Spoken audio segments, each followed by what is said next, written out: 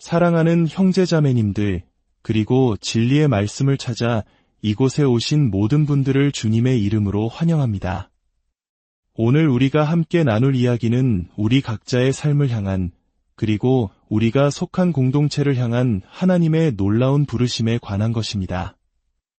이 메시지가 여러분의 마음에 깊은 울림을 준다면 좋아요와 구독을 통해 이 빛을 더 많은 이웃에게 전하는 일에 동참해 주십시오. 여러분의 작은 손길이 어둠 속에서 길을 찾는 누군가에게는 희망의 등불이 될 수 있습니다. 잠시 함께 기도하며 시작하겠습니다. 하나님 아버지, 이 시간 저희의 마음을 열어주시고 주님의 말씀을 깨달을 수 있는 지혜를 허락하여 주옵소서. 우리 각자가 세상의 빛으로 살아간다는 것의 의미를 깊이 묵상하게 하시고 우리의 삶이 주님의 영광을 드러내는 통로가 되게 하여 주시옵소서. 예수님의 이름으로 기도드립니다. 아멘. 성경에는 이런 말씀이 있습니다. 너희는 세상의 빛이라. 산 위에 있는 동네가 숨겨지지 못할 것이요. 여러분은 이 말씀을 들을 때 어떤 그림이 떠오르시나요? 산 위에 세워진 도시. 그 도시는 멀리서도 보입니다. 특히 칠흑 같은 어둠이 내린 밤, 그 도시에서 새어나오는 불빛은 길 잃은 나그네에게 방향을 알려주는 이정표가 됩니다. 예수님께서는 바로 그분을 따르는 제자들이 바로 그 산 위의 도시라고 말씀하셨습니다. 이것이 무슨 의미일까요? 우리는 종종 이 빛의 역할을 오해하곤 합니다. 세상의 어둠, 즉 죄를 들추어내고 심판하는 날카로운 조명이라고 생각하기 쉽습니다. 하지만 예수님께서 말씀하신 빛의 본질은 그런 것이 아니었습니다. 그 빛은 정죄가 아닌 이끌림이며 심판이 아닌 안식처를 향한 초대입니다. 상상해 보십시오. 춥고 어두운 밤, 길을 잃고 헤매는 한 사람이 있습니다. 그때 저 멀리 산등성이에 따뜻한 불빛들이 모여있는 마을을 발견합니다. 그 순간 그 사람의 마음 속에는 어떤 생각이 들까요? 저곳에 가면 쉼을 얻을 수 있겠구나. 따뜻한 음식과 안전한 잠자리가 있겠구나. 나를 받아줄 사람들이 있겠구나 하는 희망이 솟아날 것입니다. 산 위의 도시는 바로 그런 곳입니다. 쉼과 회복, 그리고 무엇보다 소속감을 필요로 하는 사람들이 바라보고 찾아올 수 있는 희망의 장소입니다. 그들은 그 빛을 보고 어디로 가야 할지 알게 됩니다. 제가 이 진리를 깊이 깨닫게 된 개인적인 경험이 있습니다. 때는 1979년 5월의 어느 목요일 오후였습니다. 저는 기도 중에 잠들지 않기 위해 교회 뒤편을 걸으며 기도하는 습관이 있었습니다.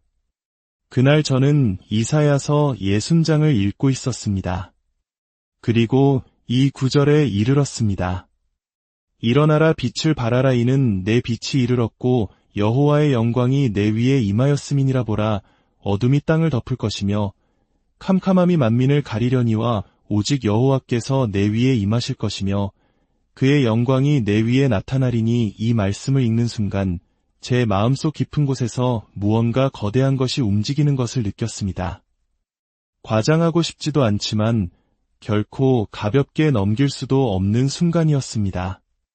마치 하나님께서 제 눈의 가리개를 벗겨주시는 것 같았습니다. 제가 살고 있는 이 시대를 바라보는 관점 자체를 완전히 바꾸어 놓으셨습니다. 그날 이후로 제 삶의 단 하루도 이전과 같지 않았다고 단언할 수 있습니다. 하나님께서는 단지 어떤 사실을 보여주신 것이 아니라 세상을 보는 저의 눈을 바꾸셨습니다. 세상은 어둠에 덮여 있습니다. 뉴스를 보면 절망적인 소식들로 가득합니다. 하지만 하나님께서는 그 어둠 속에서 당신의 백성 위에 영광의 빛을 비추시고 그 빛을 통해 열방이 돌아오게 하실 것이라고 약속하셨습니다. 예수님께서는 본래 세상의 빛이셨습니다.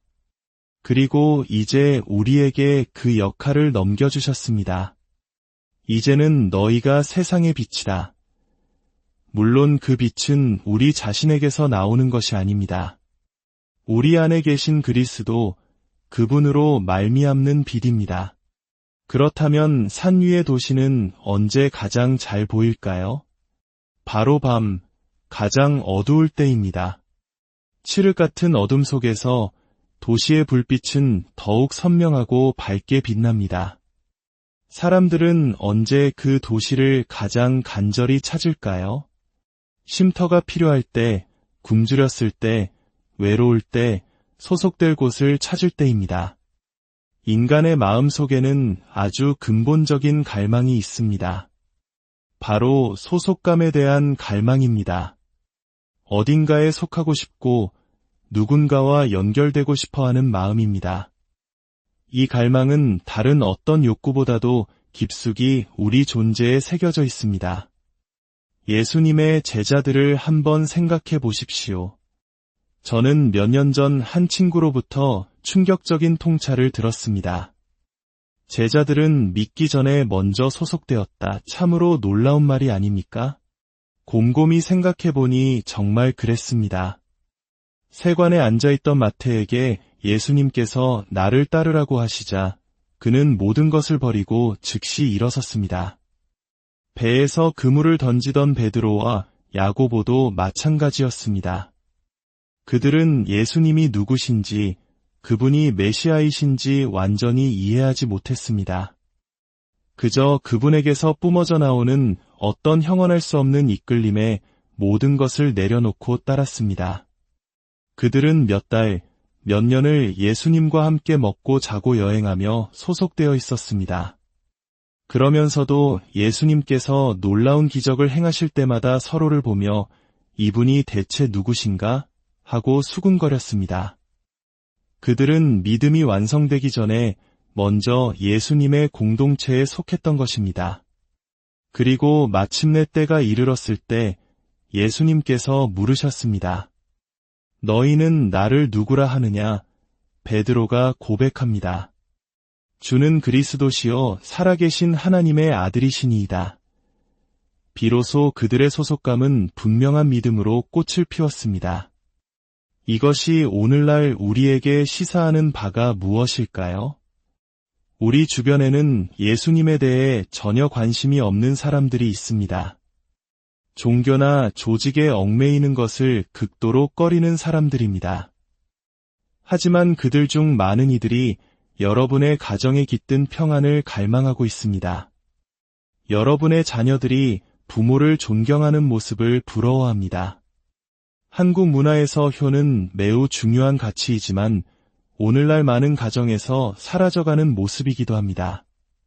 그들은 그 평안과 존중이 어디서 오는지 궁금해하며 그것을 얻기 위해서라면 무엇이든 하고 싶어 합니다. 바로 그때 우리가 그들을 우리 삶의 자리로 초대하는 것입니다. 함께 식사하고 삶을 나누는 것입니다. 맛보고 알게 하는 것입니다. 주님이 얼마나 선하신 분이신지를 말입니다.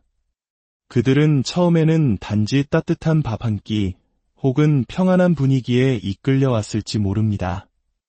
하지만 그 관계 속에서 그 공동체의 사랑 속에서 모든 것의 근원이 되시는 예수 그리스도를 인격적으로 만나게 되는 것입니다. 이사야서 시녀덜방은 하나님께서 진정으로 기뻐하시는 금식이 무엇인지 가르쳐줍니다. 그것은 단지 음식을 끊는 것이 아닙니다.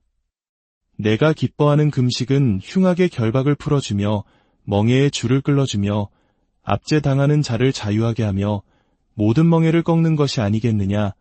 또 줄인 자에게 내 양식을 나누어 주며 유리하는 빈민을 집에 들이며 헐벗은 자를 보면 입히며 또 내 고륙을 피하여 스스로 숨지 않는 것이 아니겠느냐. 이것이 바로 산 위의 도시가 해야 할 일입니다. 우리 공동체는 바로 이런 사랑과 섬김을 실천하는 곳이어야 합니다. 그리고 놀라운 약속이 뒤따릅니다.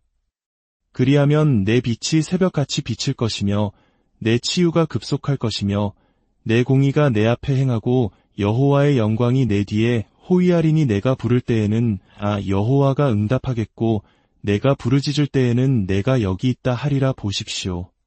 건강한 공동체, 서로를 희생적으로 섬기는 공동체 안에 하나님의 초자연적인 능력이 임합니다.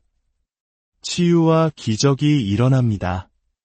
왜냐하면 그것은 한 개인을 위한 것이 아니라 함께 살아가는 우리 모두의 삶을 향한 하나님의 응답이기 때문입니다. 서로를 향한 우리의 희생적인 사랑과 섬김 위에 부어주시는 하나님의 아멘인 것입니다. 예수님께서는 모든 것을 단 하나의 계명으로 요약하셨습니다. 서로 사랑하라. 이로써 모든 사람이 너희가 내 제자인 줄 알리라. 다른 사람을 향한 희생적이고 애정 어린 돌봄, 우리 한국 사람들이 소중히 여기는 정이 가득한 관계, 바로 그곳의 불가능을 가능케 하시는 하나님께서 임재하십니다. 사랑하는 여러분, 우리는 세상의 빛입니다. 땅의 소금입니다. 우리는 이웃을 축복하고 세상의 맛을 더하며 사람들이 소속감을 느끼고 삶의 의미를 찾을 수 있는 공간을 제공하기 위해 이곳에 부름받았습니다.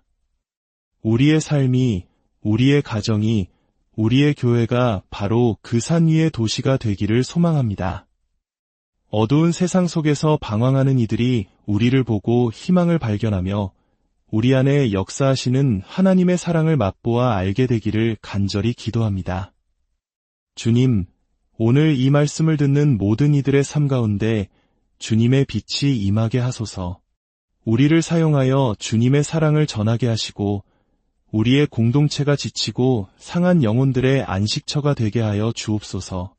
하나님의 크신 평강이 여러분 모두와 함께 하시기를 축복합니다.